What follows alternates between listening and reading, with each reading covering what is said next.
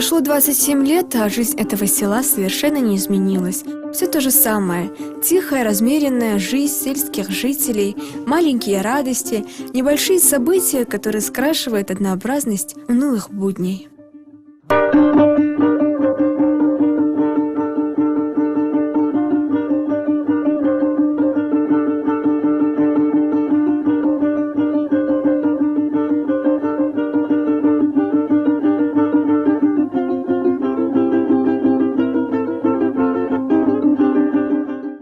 Третья столица Чечни. Такой титул долгое время носило село Атаги. До революции Атаги был центром духовной и политической жизни. Если вы заметили, в чеченской литературе оно очень часто упоминается, даже чаще, чем Грозный. Практически все важные события происходили здесь.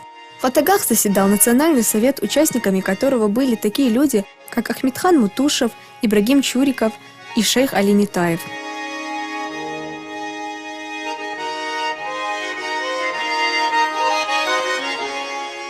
Это самое древнее село нашей республики. Оно упоминается в книге «Гюлистан и Ирем» Аббаса Куляги Бакиханова.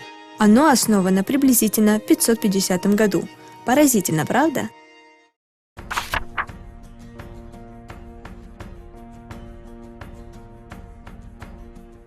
Село Старые Атаги расположено на левом берегу реки Аргун. На правом раскинулось село Новые Атаги. Их соединяет этот небольшой мост.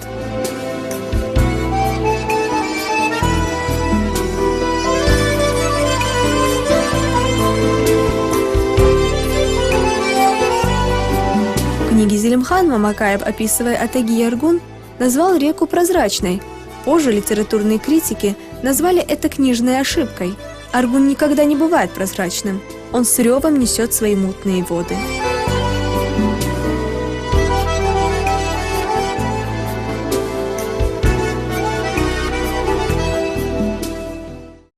Этот мост соединяет между собой два села – Старые Атаги и Новые Атаги. Построен он жителем села Старые Атаги, который говорил, что человек раз в жизни должен сделать доброе дело. Тогда этот мост был деревянным, теперь его уже, конечно, обновили.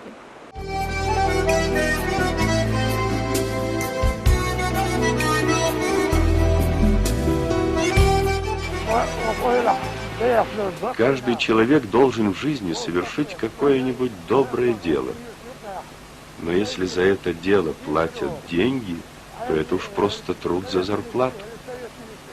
У нас, чеченцев, говорят, если ты ничего не можешь сделать для людей, то убери хотя бы камень с дороги, чтобы шедший за тобой не споткнулся.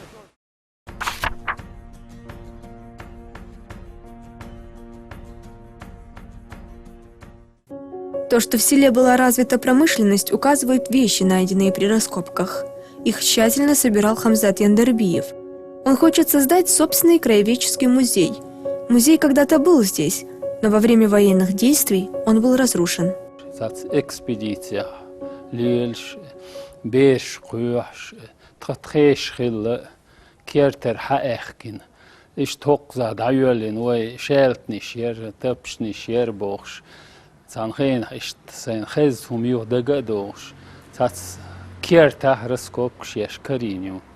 Домашняя утварь, старинные монеты, оружие.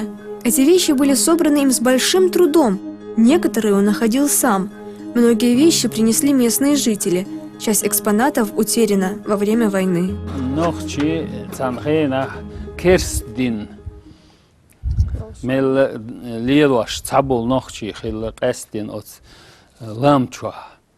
Хэр крестью цигах карин, со археологическая экспедиция Ольшена. Цигасун карин, я не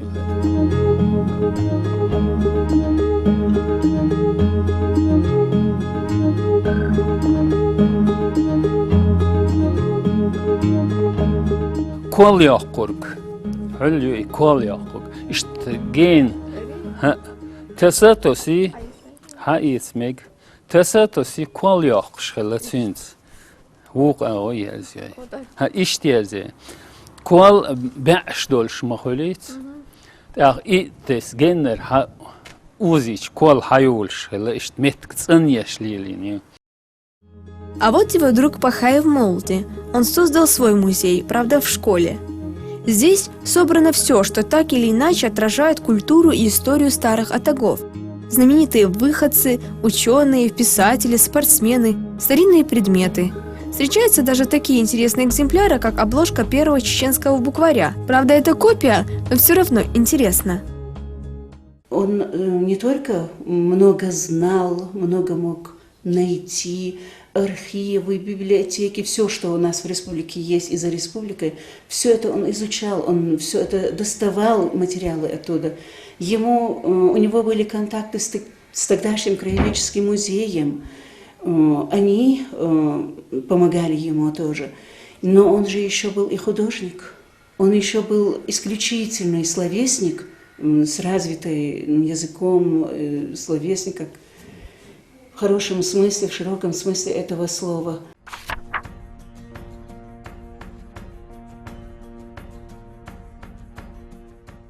Атаги был крупным центром по изготовлению холодного оружия.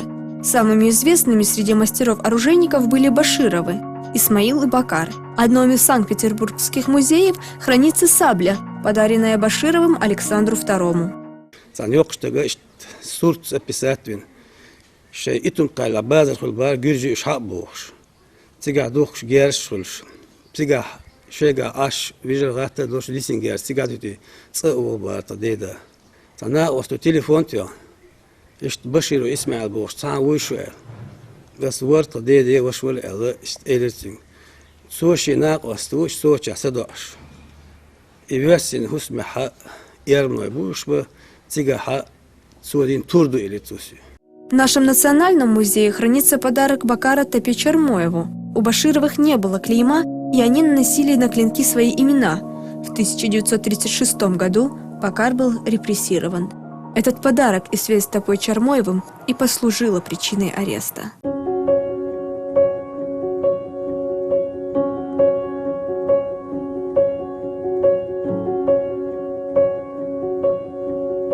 Здесь также проживали Умаровы. Чем они знамениты? Они занимались очень интересным ремеслом, редким. Они изготавливали кареты. Стоит ли говорить, что Умаровы были единственными чеченцами, которые занимались подобным делом? Первыми они были не только в этом. Умаровы самостоятельно построили электростанцию. Достопримечательностей здесь немного, но зато по количеству знаменитых людей атаги точно занимает первое место. Список известных выходцев довольно длинный. Вот, например, Магомед Сильмурзаев, первый чеченец, который поднялся в воздух на самодельных крыльях, прыгнув с минарета. Наш Дедал, можно сказать. Ляля Насуханова, первая чеченка-летчица, парашютистка. Можно сказать, осуществила мечту Сильмурзаева, покорила небо. Вряд ли Сильмурзаев тогда думал, что это сделает именно женщина. А почему бы и нет, обычаям нашим это не противоречит. На разных типах самолетов Насуханова налетала более 2000 часов, воспитала более 200 летчиков из разных республик СССР. Ну и, разумеется, самый знаменитый земляк атагинцев – Махмуд Эсамбаев.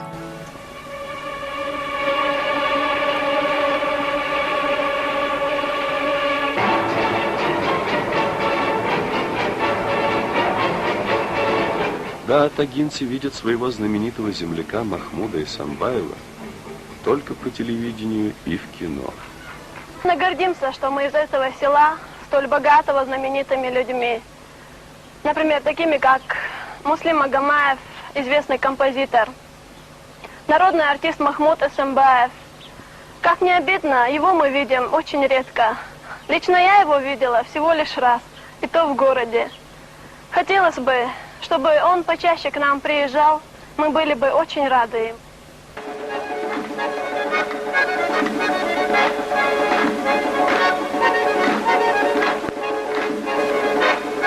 Молодец! Хорошо танцует.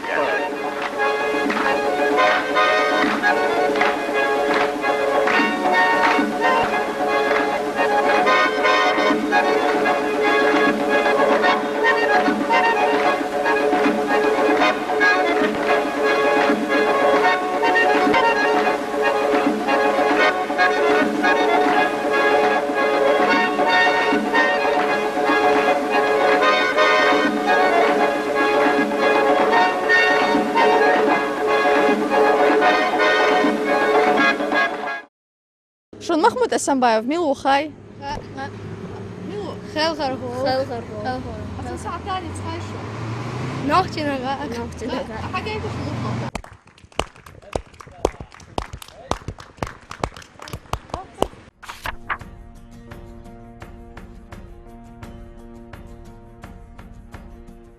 Атагинский диалект стал основой литературного языка. Как так сложилось? Просто первые писатели, в частности Халид Ашаев, были родом отсюда и писали, соответственно, на своем диалекте.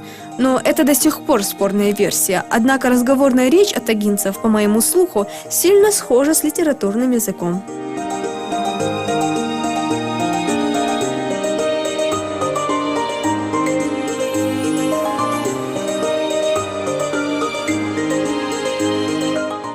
Конечно, здесь когда-то все было по-другому. Тогда были даже свои праздники, теперь другие. К примеру, когда-то за селом устраивались общие национальные игры праздник Ашуков, праздник Первой Борозды. Приглашались канатоходцы, жонглеры, в частности, устраивались конные соревнования.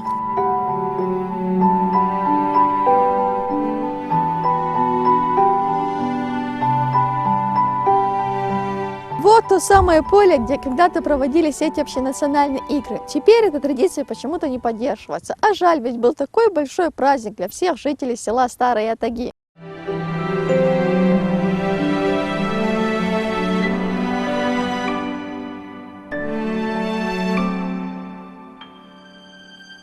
С момента съемок этого фильма прошло аж 20 лет. Общий вид села совершенно не изменился. Все то же самое, как и тогда. Не изменился он только визуально. А вот традиции, которые выгодно отличали это место от других, придавали ему какое-то особое очарование, позволяли окунуться в прошлое, вспоминались даже романтические рыцарские турниры, все это кануло в лету, оставив след в памяти, который скоро будет занесен песком времени.